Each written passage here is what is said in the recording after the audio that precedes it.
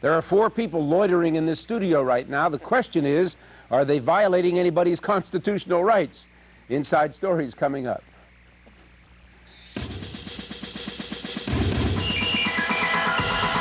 This is Inside Story with Mark Howard. Our insiders today are Chuck Stone of the Philadelphia Daily News, political activist Mary Hertig, Brian Tierney, political analyst, and attorney Bill Litton.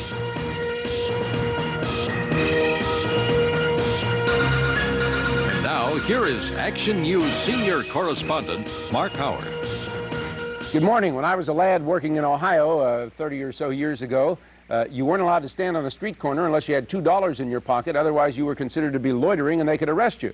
They once locked up somebody in the mafia doing that. Anyway, it is against the law in some places to loiter, but there's been a lot of difficulty over the years, and the Supreme Court basically has said, that anybody can stand anywhere as long as they don't do anything wrong. Now, the City Council of Philadelphia, followed by the District Attorney of Philadelphia, says that they can write some anti-loitering laws, which could be a way to get the drug dealers off the streets. And the questions, of course, that come up are the laws constitutional? And in fact, could you somehow clean the streets if you had an anti-loitering law? Brian, start out. You're a lawyer. I'm a lawyer. The specific recommendations that we have here, you know, I can understand the frustration that people have dealing with the drug crisis, and certainly if it was in your neighborhood and you're looking out on the corner every day, you'd want to say, can't we do something to clean this up? At the same time, though, the Constitution's there to protect us all, and we don't want to have sweeping laws which are subject to interpretation and which in the end won't stand up to the constitutionality test. Do you think this one would? You think it's possible to say to somebody, you're on the corner, get out? I think there are possibilities, the way that Ron Castillo has talked about it, you know, if they had a prior record, you know, there might be ways, but I think in the end, though, we're really looking in the wrong direction, and there are more substantive ways to deal with the problem. Mary Hertig. Well, I think it's noteworthy that the Deputy Police Commissioner James Clark has said these ordinances would be unconstitutional, the abuse of police power, and that the way to go to eliminate this problem is more undercover police work so that you can make arrests with probable cause. And that's the key phrase. Without probable cause, we put the city at jeopardy, fiscal jeopardy, in terms of lawsuits to be brought against defendants who have been arrested without probable cause. One such drug raid in 1985 cost the city $500,000 in damages because they had been arrested without probable cause. So I think it's risky. The whole idea just you don't think will fly? I certainly don't. Chuck Stone? Mary and I both live in Winfield, and there's a drug dealing corner on 54th Street. What's the street, Mary? 54th and Berks. And these guys are standing out there selling drugs. Now, I think it's possible to get them off the street. I would put them under surveillance, have cameras, get them transacting a drug deal, and when they make the drug transaction, arrest them. And they keep on doing that and keep that corner, sweep that corner clear. We can drive prostitutes out of areas. In Washington, D.C., they cleaned up a whole area out of prostitutes. We can get rid of prostitutes. Can we get rid of drugs? Of course, all you do is move them, right, to another corner. But you move them, though. That's the important. You move them. I want to move these guys out of Winfield. I want to move them out of every neighborhood in this city should tell the police, hey, we've got drug dealers peddling drugs on these corners. Put those corners in surveillance when they transact a drug deal. Arrest them and keep on arresting them until they stop doing it. That's probable cause. You're witnessing a transaction. That's already a crime, right? That's a whole different thing. That costs money, etc. Bill Litton, let's end with a good lawyer. What do you think? Oh, Brian. Yeah. I agree with Brian. I think this has tremendous constitutional problems. When I first read it, I really thought somebody was joking. I couldn't imagine that Jack Kelly or Ron Castillo had come up with this idea. I think it's half-baked. I think it's in the short run, it's popular. I think Mary's right. Operation Cold Turkey cost us $500,000. This wouldn't work. It would be found unconstitutional. It'll cost us money. We have the resources now if we direct them in the right way. We should go in with drug strike forces and clean up blocks, clean up neighborhoods, and make the lives of the drug dealers in a legal way so uncomfortable that they have to move on, move someplace else, or get out of the business, or better yet, put them in jail. To do this, so you do have to have the jails to put them in, right? And the courts to handle the cases? We need all of that. There's some interesting ideas about where to put these guys. What about Fort Dix? We have some military bases that we're closing down that have barracks in them, that we have places for them that the federal government has. Let's put some people over there. Let's put them there. Very smiling. Why not? Because we're not addressing how do we reduce the demand for these drugs. And I would rather see us use our resources for expansion of treatment programs for which there are month-long waiting lists and longer. aggressive outreach to drug abusers to try and engage them in treatment, social services to families and individuals at risk of becoming drug addicted. I never hear a word about the front end, reducing the demand for these drugs. Well, it's not either or. Long, slow process. It's not either or. You can do both. No, But we aren't. Disgrace, though, that there are people. Sure we are. It's a disgrace that there are people with cocaine addictions right now who literally can't get into a rehab program because they don't have the money to pay. We need to focus resources there. But at the same time, in the meantime, I'd like to lock them up, too. Okay, let's address the real basic question, the tough one here. If there was one thing that you could do that would perhaps change the situation, given the murder rate, given the drug-related murder rate, if there was one thing you could do, Chuck, what would you do if you could sign one law to change the situation? Sign one law? Some single item. No, there's no one law that can do it, Mark. There's a confluence of laws.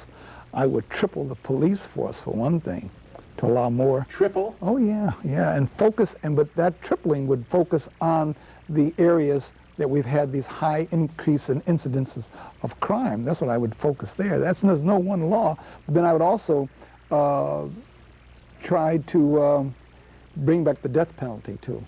I'm a believer in the death penalty, capital punishment. You like that? Oh, I like that. I think if we execute these people... Clearly, and I do not advocate this. If we legalize drugs, we would decriminalize selling and make it available to people who, on demand, you would get rid of drug-related crime.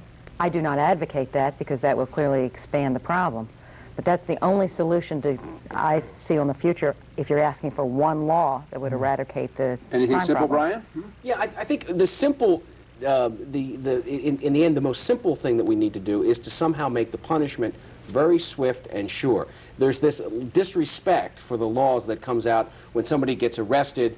Weeks later, they finally go to court, then it's postponed, and there's a 3-year gap between the arrest and the conviction. We need to have special drug courts. I think that's a good idea. We need to get these people, go into certain areas, focus resources, arrest them, quickly try them, let them have all their constitutional rights, throw them in jail. And then by aggressively going through these processes and really showing people that we're serious about this issue, I think you'd start to turn the tide. Basically, though, you're saying that the one simple solution is to spend tons of money on all these things. And to change the system a little bit, have a special drug court. Money. Right, it is money. Everything's money, let's face it. Bill Litton. I think I'd add one other thing. Brian wants to spend more money? Stand and by. you want the death penalty. What's going on here? I was going to Think what that's going to do to your power rates. Yeah. What I would, I think if I had one thing that I could do in addition to what they've done, I would outlaw all private handguns, and I would require registration of all other guns. Ooh. Because I think that is a very important factor in people being killed in this city and every other city. Outlaw the handgun. Outlaw them. Why don't you go to New Jersey? Outlaw it. How do you outlaw? And then you make the penalties for possession of it or use of it in a weapon. No, that's domestic protectionism. We have a 5-year... You outlaw the foreign ones, but not the domestic ones. How do You you have to outlaw all across. How do you do that? How do you outlaw handguns? You write a law and you pass it. And then you say turn them in, you give them a grace period, and then anybody caught carrying one is arrested or fined or whatever. Well, we have a I think it'd be mandatory very, very tough on 5-year it. sentence now. If you commit a crime with a gun, it's a mandatory 5 Why years. don't you walking down the street they with get one? it, but they still with your, how many people do you think are walking down Market Street this morning with a gun in their pocket? I would hate to count the number of people who are doing that. And how many of those have been or about to be used in crimes? I think we got to get Outlaw 10. all guns? Outlaw all handguns? Outlaw all handguns and license and register You heard it all on of this them. That's what program. Gorbachev's doing in Lithuania, right? He's trying to get And, them and that's always the response, but I don't think that makes any sense. Okay, let's talk baskets and hockey pucks. Coming up, the Sixers and the Flyers are getting warm. They may be moving. Inside Story continues.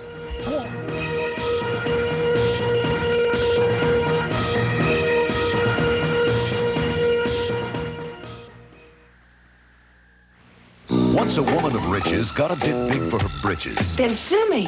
She stole her friend's boat, and off they did go on a cruise full of hitches. Say so long to this husband to tote, for now it's a murder she wrote. Outrageous. Poppycock. French upstart. Belgian upstart, please, mother. Peter Ustinov says set your dial for Agatha Christie's all-star Death on the Nile. The mystery, the murder, the madness, tonight. Good sex is all in your mind. That's what our next guest says. I'm Wally Kennedy. Next, a nationally renowned sex therapist tells how using your brain in certain ways leads to better sex. Plus on Oscar Day, a preview of the nominees in all the major categories. The movies America loved to see in the last year. It's Academy Award time Monday night, and you'll get a preview of all the major hitters next at 10 a.m.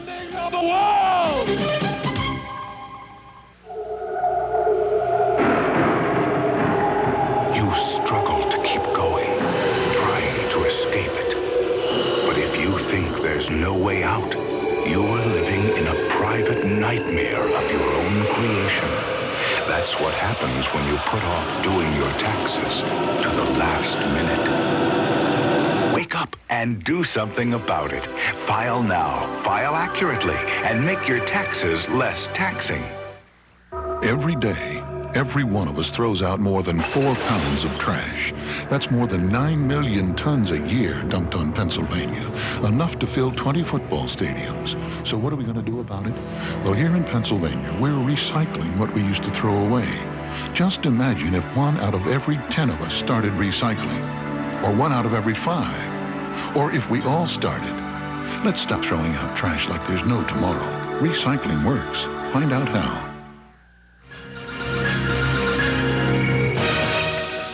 Within the last few days, a friend of Governor Florio of New Jersey said that within the next 2 months we'll hear the announcement that, in fact, the Sixers and the Flyers will move to Camden. That's his opinion. We'll see what happens. Meanwhile, the question as we come down to the end of this fight is how far should Mayor Good go to try to keep the teams in Philadelphia? Chuck, if the mayor would listen to you or would talk to you, what would you tell him? I'd say, repeat after me. Our Father, which art in heaven, hallowed be thy name. There's absolutely nothing he can do, Mark. It's not a municipal factor. It's the state. New Jersey is pouring that money. Camden has less money than we do. So there's nothing Wilson Good can do. He's got to stand by and watch the Flyers and the Sixers move to New Jersey. I think they're going, you think? Oh, they're going. Oh, yeah, they're going to go. I think Wilson Good had created a better ambiance through his leadership in Philadelphia. There might have been more of a propensity for staying, but I think there's been a decline in the ambiance of the city since he's been mayor. Mary, the mayor would listen to you, or would at least talk to you. What would you tell him? I heartily disagree. I find this whole subject so distasteful because though sports is a very honorable profession, apparently team owners are not honorable men. I feel like Ed Snyder, the owner of the Flyers, and Harold Katz, the owner of the Sixers, are holding the whole city of Philadelphia hostage while they play this disgusting game of pitting Pennsylvania against New Jersey. Now the ripple effect is we have divisiveness within the Delaware Valley River Port Authority. They had a very contentious meeting yesterday in a preemptive strike by the Pennsylvania members trying to head off expanding the exits on the Walt Whitman Bridge or extending the Patco line to go to this new stadium site, which is causing bad blood for what should be mutually cooperative relations between our two states. Is there nothing but zeros in the bank accounts of these team owners that they would consider? Do they have no sense of pride in their city, of allegiance to their fans? Do they have to stay in the city? Is that... I believe that the city's offer was plenty sweet enough. New Jersey's may have been sweeter, but certainly both team owners, if they accepted the city as owners, would be sitting pretty financially. I keep remembering when Harold Katz was trying to bargain Julius Erving's contract the last year he played in professional ball, and he was under negotiations with the Utah Jazz. That same sense of lack of morality, I think, is permeating these negotiations. Brian, you want to defend the business community? Carol, don't sugarcoat it. Tell us what you really think. Or Mary, they all look alike. All these women. Oh, we all sound alike. That's right. Dig out of that hole.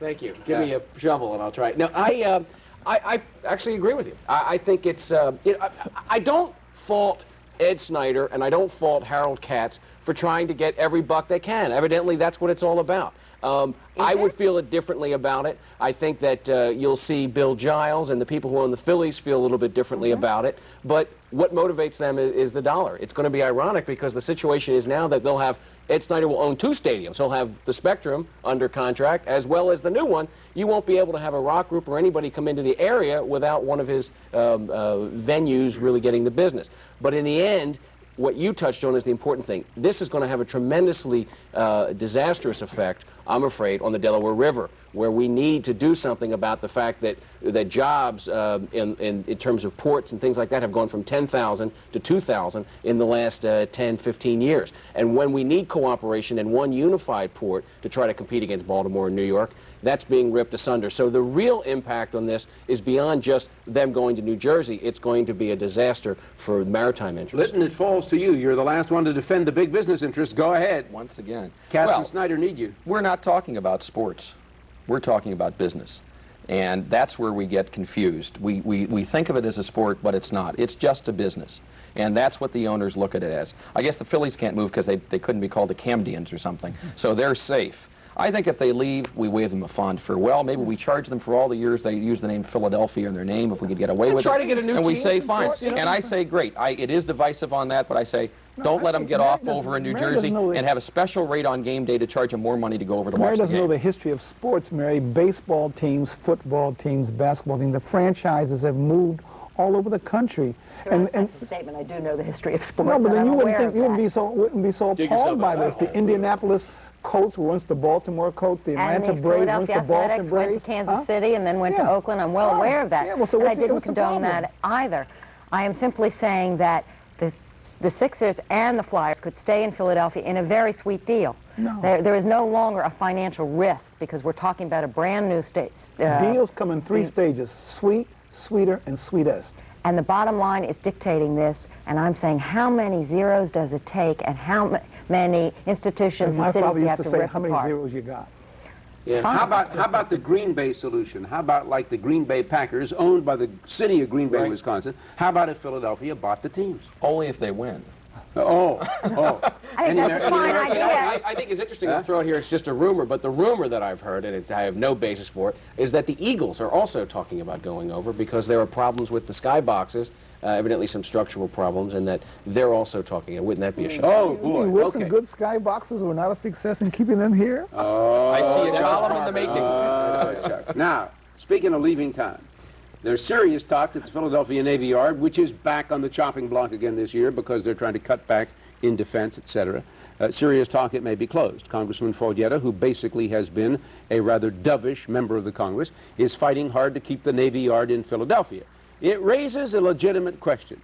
Can you be anti-war and anti-defense until it comes to your favorite defense project? Chuck, you're shaking your head. There's no question about that. Politics is rife with those kinds of contradictions and inconsistencies. You defend your congressional district and your city. That comes first. Then you try to do those kinds of ideological lawmakings and legislation that is consonant with your own predilection. So I see nothing wrong with that. I say absolutely not. I think the question before us is, as we reduce our defense budget, are we going to just make massive cuts across the board, or are we going to try and find a strategic rationale as we spend down? The Philadelphia Naval Yard is the only shipyard in the country whose mission is to modernize aircraft carriers. What they do, aircraft carrier? No, modernize. All right. In the post-Cold War period, when we will be making dramatic reductions of troop levels and bases abroad, we will see an enhanced use of aircraft carriers whose primary mission is troop deployment overseas. Consequently, I think there is a real compelling strategic reason for saving the Naval Yard. And on that basis, I think our congressional delegation has justification for fighting to keep it. She also knows about the military, this woman. You see that, Chuck? You see that? Brian? Yes, Brian. What Tom Foglietta is doing is certainly normal. It's politics. You know, you can do those hypocritical backflips. But in the end, he has to accept some of the responsibility because those who are calling for cuts, deeper, deeper, deeper, let's give it to Nicaragua. Oh, that's right. Now that the Sandinistas are out, he won't want to give it to Nicaragua. But anyway, those kind of people have to take responsibility because the cuts have to go all the way around. The SLEP program that you're talking about, it really only goes for another 4 or 5 years. The Navy Yard has very severe structural problems. It's a non-nuclear Navy Yard. I don't think we ever want to have nuclear ships in there. Other things are going against it. And sooner or later, the Navy Yard is going to probably meet its Any thoughts there? Well, that can be that can be upgraded, though. My guess is that right now people in Foglietta's office are taking notes on what Mary said because that's the best argument I've heard, and they probably haven't thought of it. Politics is local. And that's what these guys are talking about. And they now are hoisting on their own petard a bit because they've said, let's close this all down. And it's not just here. It's all across the nation. The Democrats are saying, hey, wait a minute, you're closing bases in our district now. Right. No. You're picking on the Democrats. Well, yeah, because you guys were the chairman of the Armed Service Committee for the last 50 years. That's why the bases are there. 29 out of the 36 bases scheduled for closing are in Democratic districts. 29 out of 36. That's where they are. That's... You know, look, when the Southerners were in charge of the Armed Service Committee, it wasn't a mistake that those bases were going in their districts. That's where they were put. The Democrats have controlled the Congress for so long. They've had the pork put in their backyard, and that's where it's going to be cut, and it hurts. It's pretty silly to hear them say, oh, it's just the Democrats. They're the ones who got the pork. Forget it. Wait a minute. If we take a careful look at the strategic needs in the future, that is the only acceptable premise for closing a base, and the Bush administration has yet to give us a strategic reason for the list of closures they floated. And I submit when they do, they may find that there is a reason for the naval base to continue for our defense in the future. You know that the next Democratic president is liable to put you on the Joint Chiefs. You think? You keep talking that way. I want to be sports commissioner. Now let's go to the moving pictures. now let's go to the moving pictures here. Chuck wrote a column last week raising a couple of interesting points about some of the nominees, some of the nominations, which will be seen here, I think, Monday night. Driving Miss Daisy, the most nominations of any movie. I must say, a very fine flick. It was a great Broadway show as well. And it has the most nominees. There were a couple of other prominent black movies mentioned. Do the Right Thing did not get nominated to be the Best Picture, and some people think it should have been, having been a very powerful slice of life in Brooklyn. Glory, Civil War Days, an outstanding film about a black company that was established in Massachusetts and fought valiantly in the late days of the Civil War. Not nominated as Best Movie. Chuck Stone wrote a column about this, suggesting that Hollywood just isn't up to the business of judging black films. That's right. What about it? You really think that it's a racist decision, or simply they didn't like it? No, I'm embarrassed to even debate the issue. It's so... The response I got from readers and colleagues, black colleagues, readers, was just overwhelmingly supportive. Hey, right on, brother, you're telling the truth. There was almost a unanimity of opinion. You think Do the Right Thing was... It was a superior film. Driving Miss Daisy made white folks feel good.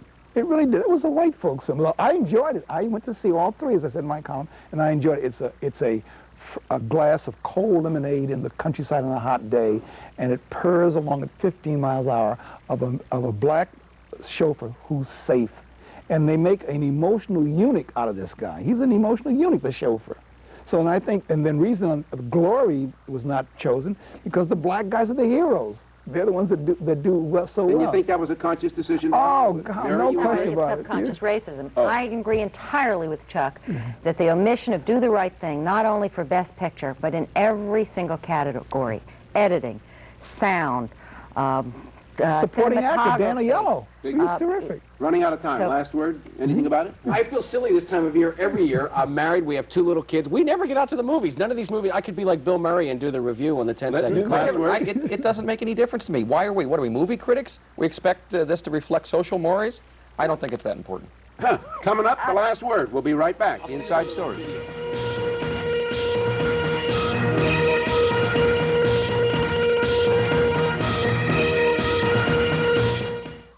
Her job is supposed to be to cater to me and what I want, because that's the way it was in the beginning.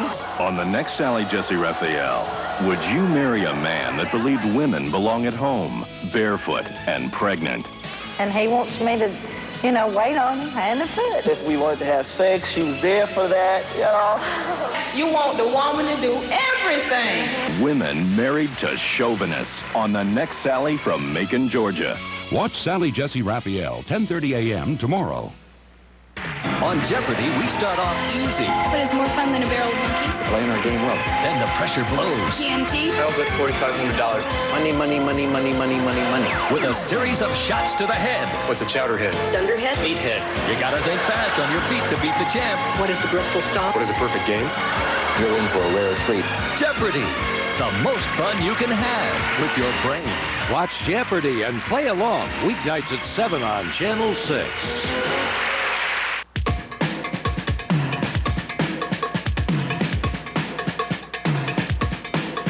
What's there to do? Channel 6 has the answer. See the paintings that launched America's reputation in the international art world. They were first on display in Paris at the 1889 World's Fair, and now are on view at the Pennsylvania Academy of the Fine Arts. In Philadelphia, call 972-7600. Put the U in amusement. It's a museum. It's for you. Your feet could be worth a lot of money. On Sunday, April 1st, all they have to do is walk, march, or even slide in the Super Cities Walk for Multiple Sclerosis. The pledge money they earn will help support research and provide services for the thousands of people who have MS. Two of the greatest contributions you can make to multiple sclerosis are your feet.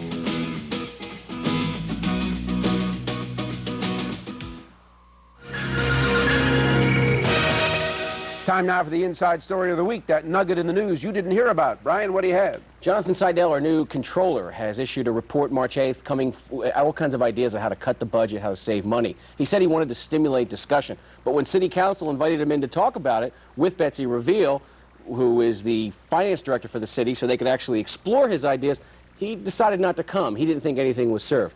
You know, it's important with the problems we have today that substantive ideas go forward. At the same time, what we don't need are media hounds who throw out ideas but aren't really willing to defend them. Especially those Democratic media hounds. Oh, no. Reveal's a Democrat, so is John Street. They were upset about it. Bill. Well, my inside story has to do with basketball. All weekend long, we've been watching the NCAAs, but there's a story out of North Carolina State involving Jimmy Valvano, whose team is now accused of point shaving. And what do they do to try and get rid of him? They don't want to get rid of him on the gambling issue. They say that he's not producing academic scholars, and they say they were stunned about the information that his guys weren't graduating. It's like Claude Rains in Casablanca. Gambling, I'm shocked. And here are your winnings. They're making a scapegoat out of him. Chuck Stone? My inside story is Community High School here in Philadelphia, which has been doing an outstanding job with dropouts, reclaiming these kids. And what does the good administration do? It cuts out $44,000, which they need to stay in business. If they don't get $44,000, the school closes. And this is the mean-spiritedness, the Dickensian attitude that the Wilson Good administration has towards education. And you think that there's no way around this, that there's no justification in the whole scheme? $44,000 marking close of high school? With a $150 million deficit? You can find the $44,000. Okay. Yeah. Mary Hurtig, the last word. My inside story is short but not sweet. A New Jersey grand jury this week handed down an indictment of the Manischewitz Company for price-fixing Passover matzahs. Is there nothing sacred any longer? Mark, today it's matzahs. Bill, tomorrow it may be Christmas trees. My goodness. Well, thank you all. We'll be back next week, same time, Sunday morning, 9:30 for Inside Story.